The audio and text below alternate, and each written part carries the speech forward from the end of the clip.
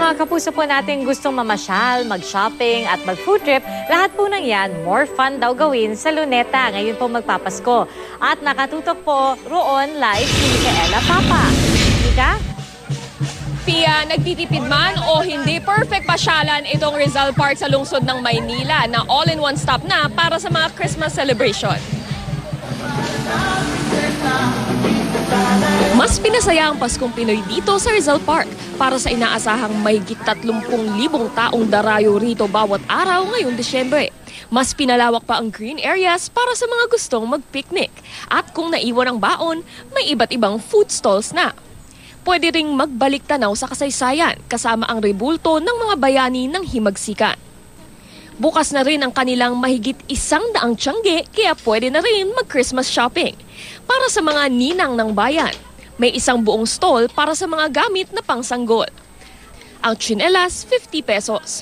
At kung di nyo naman naabutan ang dancing fountain show, pwede kayong mag-uwi ng mini dancing fountain speakers sa halagang 1,200 pesos. Sa mga nais namang magmuni-muni lang, sa 10 pisong entrance fee, magkaka-peace of mind kayo dito sa Japanese Garden o di kaya sa Chinese Garden. Sa dami ng atraksyon dito sa Rizal Park, naging 2-in-1 ang family bonding at wedding anniversary ng pamilya Ayalin. Kasi dito, malaya ka, pwede mong gawin yung gusto mo. Tapos, nakapaglaro yung mga bata, ang nakikita mo. Nagtitipid tayo o hindi, perfect place ang Rizal Park para sa ating mga kababayan. Ang importante kasi dito is yung na-enjoy natin, yung oras natin together with the members of the family.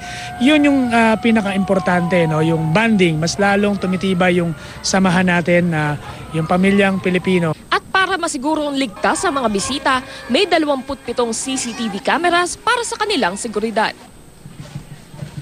Pia, napakaganda ng anong fountain kaninang umaga pa. Pero ngayon, lalo pang nabuhay ito dahil dun sa lights and sounds show. Para dun sa mga gustong humabol, magtatagal itong dancing fountain show hanggang alas 8 ng gabi. Bukod pa dyan, may iba pang activities katulad ng simbang gabi at ati-atihan. Pia?